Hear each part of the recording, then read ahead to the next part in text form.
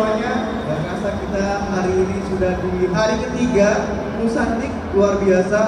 Gak kerasa waktunya, tiba-tiba udah jadi hari yang ketiga. Nah ini kembali lagi, tadi kita udah sampaikan dan kita juga bisa lihat di belakang background kita ada tentang Radiant Pet and Care. Jadi kita hari ini kembali di sini bersama Radiant Pet and Care. Apa sih itu Radiant Pet and Care?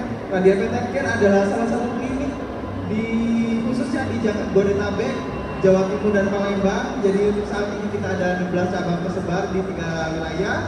Nah, cukup lengkap untuk pelayanan di Radiant Pet and Care dengan pelayanan yang dan fasilitas yang lengkap dan juga tentunya dengan harga yang cukup terjangkau untuk kita semua. Nah, pada pagi hari ini kita akan membahas sebuah topik yang cukup menarik yang akan disampaikan oleh dokter dari salah satu di Radiant Pet and Care. Untuk temanya apa, kita akan sebutkan lebih dulu biar nanti disampaikan oleh dokter kita langsung ya. Mungkin langsung aja kita panggilkan untuk dokter kita.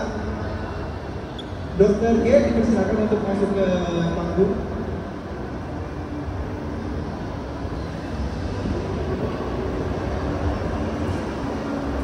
Mike.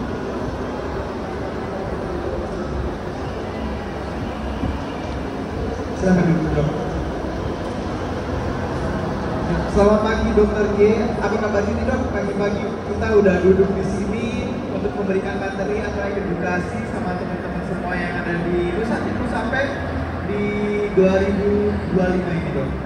Oke, untuk hari ini sih baik banget ya, luar biasa. Hari Minggu waktunya family time, mungkin pengen ngajak anak-anaknya jalan ke sini dan segala macam. Boleh banget kita belajar bareng sama semua teman di Nusantik, termasuk Radiant Pet and Care juga ya. Gitu.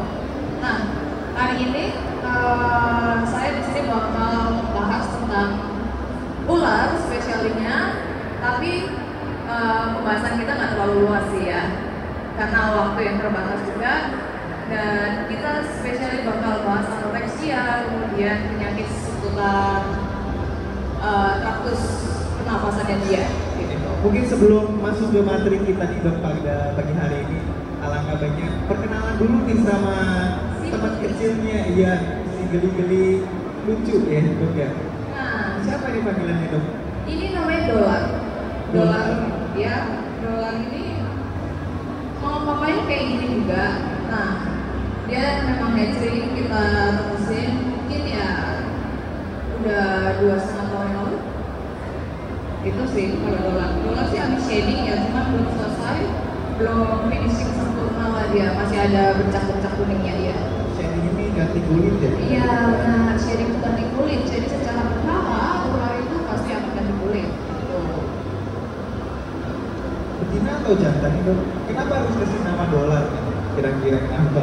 Cukup unik soalnya namanya. Apakah karena ini hewan yang tanda kutip mahal hingga dikasih nama Dolar atau? Enggak, belinya pakai dolar. Belinya pakai Dolar. Lumayan juga kayaknya. Oke, sekarang kita akan bahas untuk materi kita dok bagaimana pada pagi hari ini. Mungkin bisa disebutkan tadi tentang apa dok materinya itu kan? Anoreksia atau nggak mau makan pada ular. Anoreksia. Mungkin bisa dijabarkan sedikit nih dok untuk saya ini orang-orang awam yang belum tahu kenapa sih apa itu anoreksia atau penyebab dari anoreksia itu sendiri. Oke, jadi sebetulnya ini materi luas banget ya. Kalau kita jabarin kuliah ntar di sini. Nah, cuman selain di kuliah, saya juga belajar dari orang-orang hebat nih. Contohnya breeder, kemudian keeper, itu menurut saya pinter banget orangnya. Jadi jangan malu untuk belajar sama orang-orang, semua orang itu pasti punya ilmunya masing-masing. Bahkan keeper dan breeder itu dia lebih pinter daripada profesor gitu. Dia tahu dari misal hewan dia yang dia breed itu ada lebih dari 100 ekor. Dia tahu yang mana loh yang sakit. Dia pinter banget. Terus kemudian dia tahu yang ini spesifiknya harus makan kapan, yang ini spesifiknya harus makan kapan. Itu saya belajar banyak banget dari mereka. Dan ketika nggak mau makan kayak anoreksia kayak ini, Itu tuh kita harus tahu dulu penyebabnya karena apa. Anoreksia biasa disebabkan oleh bakterial, bisa disebabkan oleh virus, bisa disebabkan hanya karena sariawan maksudnya karena bakterial atau fungus ya, atau dia jamur gitu. Nah, kemudian selain itu dia juga bisa karena pilek, pneumonia, kemudian dia juga bisa karena penyakit syaraf yang dia gangguan di sensor infrarednya dia. Tuh, jadi ular tuh punya sensor infrared loh mas. Jadi dia cukup apa ya? Hewan yang termasuk hewan yang unik ya karena punya infrared. Ini kalau biasanya di handphone kan infrared biasanya ditempel-tempel lebih gitu kan ya. Kalau di hewan khususnya untuk ular, pendeteksi untuk infrarednya itu di mana? Dia di bagian depan, bagian sini. Yang pink-pink itu. Kalau di dolar sih yang pink-pink ya.